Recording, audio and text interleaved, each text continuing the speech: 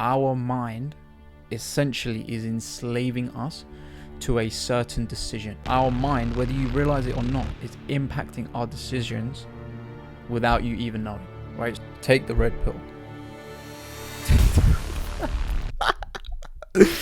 Your mind has enslaved you to the matrix via motivated reasoning and self-serving bias. Now, there's probably 3 questions floating around in your head right now. Okay, let's be honest. I've got a few notes here, by the way, okay, because I'm new to this camera game, right? But number 1, you're probably thinking, what on earth is this guy talking about? Number 2, what has this got to do with trading?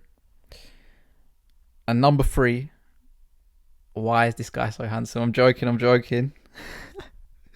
Number 3, real question, right? Is what are the terms that I just mentioned? Yeah, what is motivated reasoning and what is self-serving bias? Okay, now just give me a few minutes here, right? Let me give you the word for word definition of these ideas, right? I'm not a dictionary, so I wrote them down. Let me just read out what this stuff actually means and how it will absolutely revolutionize your trading. Okay, motivated reasoning, number 1, a cognitive bias where people actually, you know what, first of all, okay, where did I get this information from? I've been reading this book called Thinking in Bets. Okay, it's from a lady who was a professional poker player. And poker and trading, even though people really don't like this, have a lot of similarities. Okay, I don't know why I can't talk, but similarities, yeah? The reason why they have a lot of similarities is because trading is all about decisions. Decisions are what make a good and a bad trader. It is that simple. And poker is a game full of decisions. And specifically, the word decisions is really important, but it's amongst a game of incomplete information. So when you're in poker, you don't know what the other people's hands are in terms of the cards that they have, right? You don't know. You don't know what cards are going to be dealt on the table. So you're playing a game of probability, number 1, but you're also playing a game of incomplete information. When it comes to trading, we're playing the exact same game. Okay, you don't know if the next trade is going to be a winner. You don't know if your A+ setup is going to come through tomorrow. You don't know what random drivers in the market might send it higher, send it lower, etc., right? So those are the similarities, yeah. And what I've really come to understand with this book is the fact that our mind essentially is enslaving us to a certain decision. Okay, so our mind, whether you realize it or not, is impacting our decisions without you even knowing, right? So with this information, you will actually be able to free that part of your mind and be able to realize, look, you're making these mistakes because of X. Once you eradicate X, you'll be able to make the right decision and get outcome Y, for example. Okay. So number 1, motivated reasoning was the first point that I mentioned, right? A cognitive bias where people's reasoning is influenced by their desires, goals, or emotions, okay, rather than solely an objective evidence. Okay, I think I read that right. What that essentially means is when you're anxious, when you really want to take a trade, right, a lot of the times your mind is just going to go ahead and form crap on the chart. It's going to form bullshit on the chart.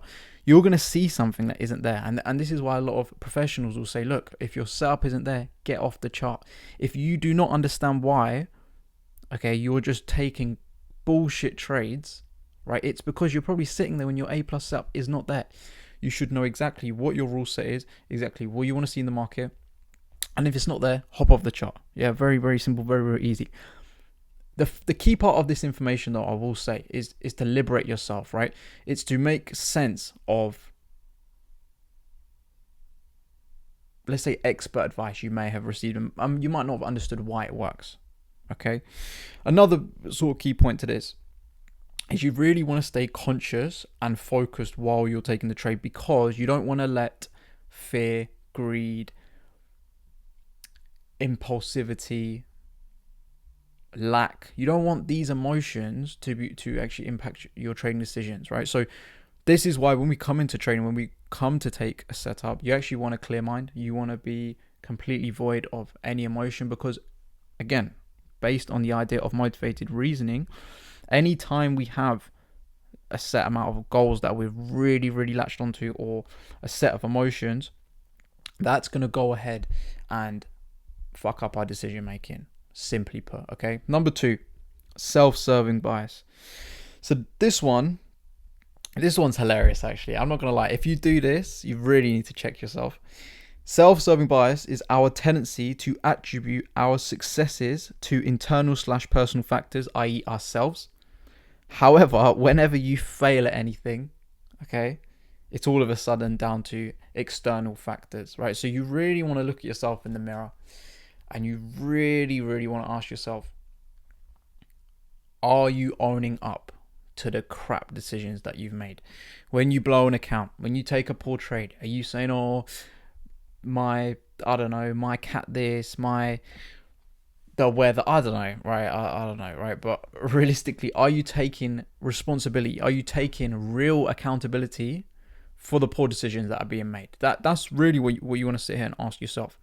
Because without being able, you know what, actually, let me take this one step further. Are you even journaling your poor trades? Right? I've heard this countless amount of times, and I can't even believe people actually do this, right?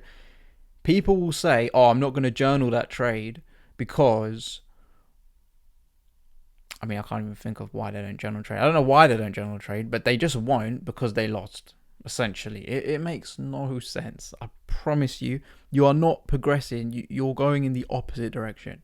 You have to journal what you do poorly. And if you do something poorly, there is no benefit in not journaling it, because you're just going to make the same mistake over and over and over and over again. Okay, so pretty much you want to take accountability for the good and the bad, right? This is quite a funny point, right? When people say they're self-made, it's typically when they're millionaires, right? Everyone goes, if they're like a billionaire, millionaire, whatever, they go, I'm self-made. But the guy who might not be as successful, who's struggling or not really putting the work in or really putting the effort in, he's also self-made. Okay, so you really want to take ownership of the wins and the losses, but more importantly, you need to really identify, are you only taking responsibility for your wins, and are you neglecting the fact that, cool, you could have made this decision better, you could have made that decision better? Because I'm telling you right now, all trading is decision making. Okay, my journaling processes, what I do day in, day out, predominantly when I'm trading, is just shoving information into my Notion journal. I think I said Nernal, my Notion journal. And what that allows me to do, okay, so let's say I took this, I've made a few reels on this FOMC trade I took, yeah? In my FOMC Notion journal document, I've literally got screenshot after screenshot. There's probably like, I don't know, 50, 35, maybe not 50, like there's at least 20 screenshots just going through price, dun. So like, for example, if I notice something new, so like SMT formed, all right, screenshot in there. How am I feeling? Write it down at the bottom. Am I playing devil's advocate? So like, I'll give you an example, right? On some of the trades, it was a trade last week on EU, I have a really bad habit of playing devil's advocate. So I will say to myself, okay, cool, this setup looks good. It has this, it has that, has the qualifications, but I could see another scenario playing out. And if I never journaled as intimately as I do, I would never notice that I do that. And because I know that I do that, when I write in my journal, I'm like, cool, I know I do this. Like, but then I just go back and I say, okay, cool, is it fitting all my criteria? Yes. So we go ahead and we take the trade. Okay, well, in this case, in the EU trade that I missed, I did it. So what journaling allows you to do, okay, is really deconstruct your thought process. And like I said, with this flipping out Notion journal, it allows me to this is actually really important. After the fact, it allows me to actually go ahead and read exactly what I was thinking and sort of dissect, was it the right decision? So I do this a lot. There'll be some times when I'm in the motions, I'm looking at the trade, I'm in and a little bit. I take the trade, cool. I'll then come and look back like 3 hours later, and I'll look at the trade in the Notion journal and I'm thinking, this is 10-10. And I still took the trade and I still did well, but like, I should have had more surety in the idea, if that makes sense. So journaling, whilst it gives you a lot of reflection in the moment, even more importantly, it allows you to make reflections later on that you can improve and therefore make better decisions in the future. Okay, so that sums up this video. I hope you enjoyed this sort of newer style stuff. If this is useful, then I will carry on making more. I mean, I'm going to carry on making more anyway, regardless. But do not be a slave to your mind and free yourself from motivated reasoning and self-serving bias.